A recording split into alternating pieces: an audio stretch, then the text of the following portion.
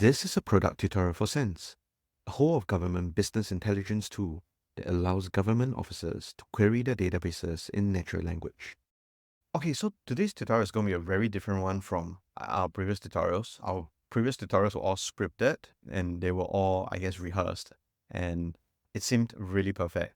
Today, we're going to be doing something really real. We're going to be showing you how the user experience is actually like when a real user like myself uses Sense. So the data that we're going to be using today comes from this challenge called the SQL Murder Mystery. It's actually a challenge or a game that was designed by June Park and Katie He at Night Labs. You can scan the QR code on the screen for more details. I've written quite a comprehensive article on this to go along with this tutorial. But in summary, it's actually a set of clues to solving a murder mystery. And the set of clues are to be found in 8 separate data tables in a database. And typically to solve this challenge, you will need SQL code to solve the murder mystery. And this is usually given as an SQL challenge to programmers who have picked up SQL for the first time, for them to polish and test their skills. But now, Sense is able to do it for us, and we're keen to actually use this to stress test Sense out, and also give you a sense of what it's really like doing in an actual data analytics pace. So we're going to keep this tutorial real. So you'll see things like Sense throwing errors, Sense taking time to load, actual user behavior from me, how I scroll through Sense, the data tables I look at, the kind of hesitation I have when I look at the output, and you'll be able to see, or at least I intend for you to see, the good and actual data analytics practices that we should all be having when using a tool like Sense. And the purpose of this is really to give you a better sense of how to use Sense in your everyday data work. So you're going to be seeing everything real time, no DJ voice from me, no scripts from me. I'm going to go into it cold, and you'll be seeing me think and process and interpret the outputs from Sense as we go along. So yeah, let's get into it. So in this SQL Murder Mystery Challenge, the one and only clue given to us is the following. A crime has taken place, and the detective needs your help. The detective gave you the crime scene report, but you somehow lost it. You vaguely remember that the crime was a murder that occurred sometime on January 15, 2018, and that it took place in SQL City. You are to start by retrieving the corresponding crime scene report from the police department's database. Now with this, let's start our tutorial. Okay, so like with all data analytic workstreams, we start off at the Sense chat interface. The first thing we want to do is explore our data sets and see what tables we have. So let's go ahead and ask Sense, what data sets do you have? So this is the first query you should be asking most of the time to actually understand what your databases are like, what data tables are within your databases, and to explore the metadata if any. So Sense is done loading the data tables within your database. And in this case, you see that there is no metadata. So in the description column, it's entirely blank. There's no description at all. So when you don't have any metadata, this means a huge portion of the work has to be done by you. You can't expect Sense to do the heavy lifting if there's no metadata. So when making queries on databases or on data tables with no metadata, you have to be particularly specific. But that's fine. This demo is actually trying to show you some of the good practices that we should adopt when we are querying a database with Sense. Right. So the first clue tells us to look at the crime scene report. So it's referring to this report over here. So let's be highly specific. Let's copy the name out, and let's ask Sense to print out the first 10 rows of the crime scene report table. And then let's see what it gives us. So when doing data analytics, it's very common to actually print out the first 10 or 5 rows of your data table just to observe the behavior of the data to see whether there are any characteristics that you should be taking note of. It's a very common practice. So that doesn't take too long. Let's take a look at what Sense gave us. So this is what the crime scene report table looks like, right? It has a date, the type of crime, a description of the crime, and the city, I suppose, of where the crime took place. Now, interestingly, when you look at this data table, the date is not in your typical, year-month-day format. It seems to be an integer. That's fine. We just need to be specific then, as usual. So the clue told us that a murder took place in SQL City on the 15th of January 2018. So let's ask scans to print out the line item that corresponds to exactly that.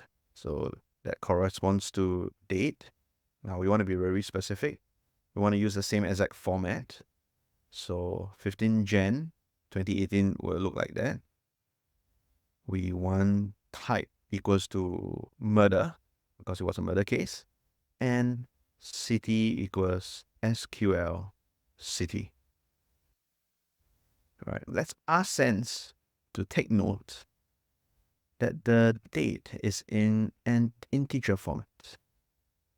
So let's leave my input for date as is without casting to date format. So we're being highly specific here because there's really no metadata, no nothing at all. All right, let's let it run and see what we get. So typically when using Sense, you wouldn't have to be so specific, but as I've mentioned, there's really no description here. There's really no metadata. So when dealing with such, I guess, code data, you want to be as specific as possible. And yes, as you can see, being specific gets you results very quickly. We've managed to get the row item out that corresponds to the murder that happened on the 15th January of year 2018 in SQL City. So the key thing to take note here is in the description column. So it says here that security footage shows that there were two witnesses. The first witness lives at the last house on Northwestern Drive, and the second witness, named Annabelle, lives somewhere on Franklin Avenue. Okay, so there are two people we need to be looking for. And the first guy is someone who is living at the last house on Northwestern Drive. So let's go back to our data tables and see which table we should be exploring. There should be a table that has mention of the person's address. It seems to be this table. It's the person table. Person table contains the address number and the address street name. So we should be asking Sense to reference this table. So let's go back down to Sense and let's investigate. Let's try and get the first name, the name of the first witness out. So what should we be asking? We should tell Sense to use the person table that we copied out and ask Sense to find the person who lives at the last house on Northwestern Drive. All right, let's see what Sense says. If everything goes well, we should be able to get the person who lives at the last house on Northwestern Drive. I think the confusing thing here is what does it mean by the last house? Right? There could be many people who are living along Northwestern Drive. So let's see what Sense gives us. And I think that's one of the benefits of using a tool like Sense. You're declarative, you are giving them the problem, and you're waiting to see and assess what solution they give to you. And so when dealing with such problems where it's a little bit ambiguous as to what last house means, you have to be willing to take a look at the explanation that Sense gives you. And you shouldn't just be taking their answers as is. All right, so Sense has thrown out a name. It says here, the name of the person is Morty Shapiro. He has an address number of 4919 and he lives at Northwestern. Right. Now, is this the only person who lives at Northwestern Drive? Probably not. And we don't know why Sense has given us this person. So let's ask Sense. Why have you chosen this person to be the person who lives at the last house on Northwestern Drive? Are there not any other people who live there? Right. So always be willing to question Sense as to why he has given you a particular answer. And then let's just see what Sense says. Interesting. So Sense says it has ordered the records by the address number, which I assume is the house number, in descending order. And then it has assumed that the house with the highest address number is the last one on the street. That seems reasonable. So let's go with that. All right. The last house on the street should be the one with the greatest house or address number. So yeah, let's take this as indicative of to be the name of the first person we should be looking at. Now there's a second person. Let's go back to the description here. There's a second person, a second witness named Annabelle, who lives somewhere on Franklin Avenue. Now we don't really know the full name of Annabelle. And well, we do know that she lives somewhere on Franklin Avenue. So let's try and find her full name, just like what we did for Morty Shapiro, right? So let's move on to the second person, and the query you should be asking is same thing. Be very specific as to which table you're using. We want to ask Sense to find us the line item where the person's name contains Annabelle. And we also have to be really specific about the field name that we want them to use. In this case, the field name is address underscore street underscore name. And the address is Franklin Avenue. So let's see whether Sense is able to extract the full name of Annabelle out for us.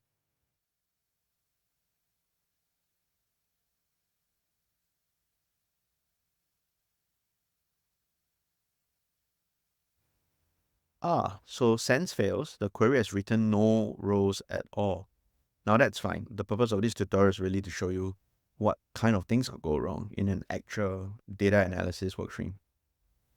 Okay, let's ask Sense to show us the SQL query that it used to get an answer. So remember when debugging, when getting Sense to give you the correct answer, when editing Sense's answer, you need to see the SQL query. You need to be able to edit at the table level, the names of the table, the names of the data fields that Sense could have used erroneously. So it's my fault. It's not Sense's fault, right? Because it's Annabelle and not Annbelle. So I made a typo. So let's go back to our previous query. And notice I typed Annbelle. So let's edit it. And now the query reads fine, right? Using the person table, find me the line item where the person's name contains Annabelle. And the address underscore street underscore name equals Franklin Avenue. It should work now.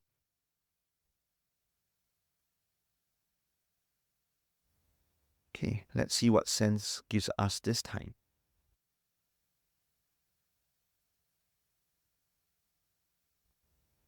Wow, it works. So the full name of Annabelle is Annabelle Miller, who lives at, yes, Franklin Avenue. So now we have the two names of the two people, right? And the first name is Annabelle Miller, and the second name is Morty Shapiro. All right, so we probably need to be looking at their witness statements, right? So let's go back to the data table to see which data table contains maybe, their statements, right, of accounts that they gave as eyewitnesses to the incidents.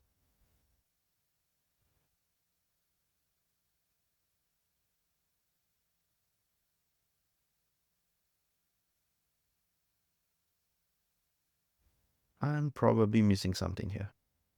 Yes, right. So there's an interview table. It's a very simple table. It just has person underscore ID and transcript. And I suppose transcript is the witness statement that they gave. So as usual, let's copy out the name of this interview table. And notice there are only two columns, person underscore ID and transcript. So the name is not important here. The ID is important. So we got to be specific. So let's ask Sense using the interview table, find me the rows where the person underscore ID equals to, now you have two person IDs, 16371, which is Annabelle Miller, And you have Morty, who is 14887.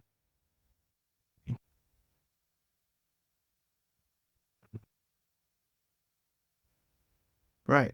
So calling this query tells Sense in a very specific way that you want Sense to look at the interview data table and using the person underscore ID data field, take out those rows where the ID equals to 16371 and 14887. Now, when you're very specific, Sense has a high chance of succeeding. The SQL code looks correct. And yeah, so here is the next set of clues that we'll probably be needing. Right. Okay. It's another set of two clues. Now, I'm going to be very lazy and choose the first one. Why the first one? Because it seems to have the most information. It tells you that there's a membership number that started with 48Z and the murderer maybe he has a car with a plate number that contains H42W. Okay, so let's just make use of this first clue first. And let's scroll back to the data table. And let's see what data tables we'll probably need. So we have car plate number as well as membership number. So membership number, member. Is there a member number here? Oh, person ID. Membership ID. It's probably the get fit now check in table. Or is it a member? Oh, there's a person ID. There's a person ID. Okay. We need the table with the person ID.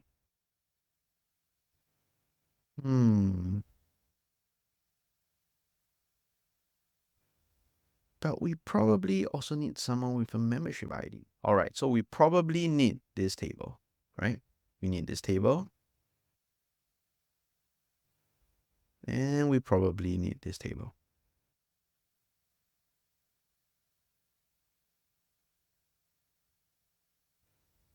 Okay, which table has the car plate number? Let's take a look. Driver's license, plate number.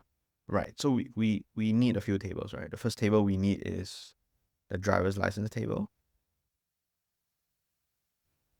So let's ask Sense using the driver's license table. And we need another table. We need the get fit now tables. Because the get fit now tables has the member ID as well as the person ID. Now, I'm going to try something interesting. I'm going to be non-specific. All right, there are two get fit now tables. I'm just going to ask Sense to do a high level query. I'm going to ask Sense to reference the relevant public get underscore fit underscore now tables. And I'm going to ask Sense to find the person who has a membership number that started with, now let's see what the membership number was again. The membership number was 48Z. And a car with a plate number that contains H42W. Okay, so notice I'm trying to play around with Sense here. I've been very specific for the driver's license table. I've been very specific in asking Sense to refer to that. But I've been a little bit more open-ended with regards to the correct public get underscore fit underscore now tables to use. Because I'm trying to test Sense. I want to reduce the cognitive burden on me as much as possible. I'm trying to load it onto Sense. So I'm trying to test the limits of Sense here. So let's see what Sense gives us. Oh, interesting. It gives us two tables. Okay, the first table, the purpose is to find get fit now members with membership ID starting with 48Z. All right. and it used the public.get underscore fit underscore now member table where the ID is like 48Z. Ah, okay. So there are 3 people who have 48Z in their IDs. Okay, that's not very useful. Let's see what the second thing does. So the second thing is that Sense has done is to help us find drivers with a license plate number that contains H42W. And it used the driver's license table for this. Right, so let's take a look.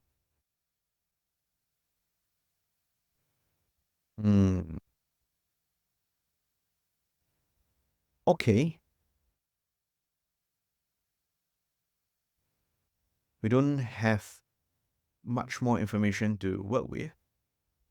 Oh, but Sense is not done yet. Sense says it's going to cross-reference the results from these 2 queries to identify who that one person might be, I suppose. Let's see what Sense says.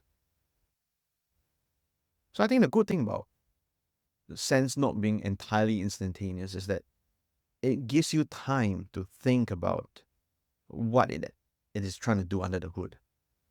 I suppose the danger in having a tool that gives you an answer straight away is that you probably take the answers for granted. You don't have time to process. You don't have time to think. And you tend to rush into the results that they give you. And I think that's part of the design that we had when we made Sense, which was to include explanations, at the risk of, making the user wait a little bit more. But these explanations are important. And it's a part of the feature set that we have included in Sense. So it's taking a little bit of time, but that no matter, we can talk through, I think, what Sense is trying to do. Sense is now trying to cross-reference these 2 tables and find the person who is common to these 2 tables, and presumably that will be one of the murderers that we have in the case. So let's see if Sense is really that smart.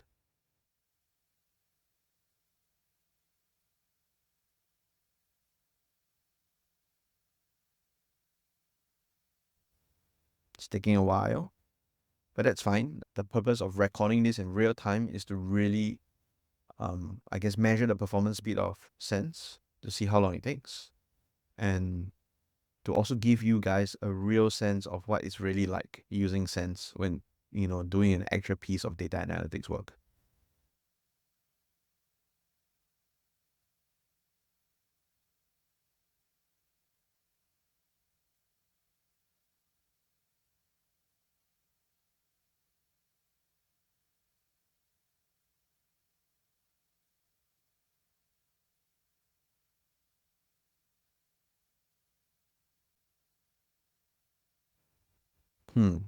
Sense seems to be having some problems. That's fine. For such cases where Sense seems to be hanging, typically what I'll do is I spoke too soon. All right, let's take a look. Okay, it's landed on Jeremy Bowers. Now, I'm going to be really lazy here, right? I'm going to ask Sense why it has landed on Jeremy Bowers. Right, let's try asking Sense for the explanation. We probably could figure it out by ourselves, but I'm just being lazy here. Or did it include an answer?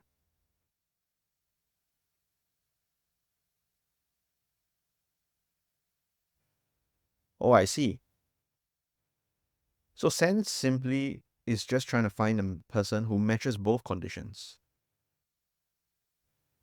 So he must have a Get Fit Now membership ID starting in 48Z and a car with a plate number that contains H42W.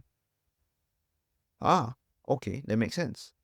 So Sense simply finds the person who matches both conditions. That's totally reasonable. And there you go. We found that Jeremy Bowers might be the murderer. So let's go ahead and exclaim our, discovery to Sense. I have found the murderer. He is Jeremy Bowers.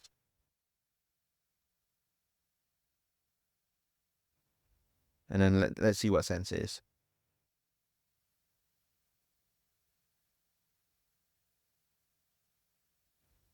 Will Sense say anything?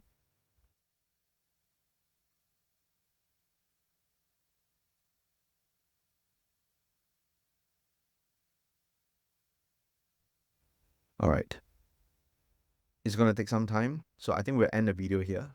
So we have managed to find Jeremy Bowers to be the murderer. A quick check with the website shows that indeed Jeremy Bowers is the murderer.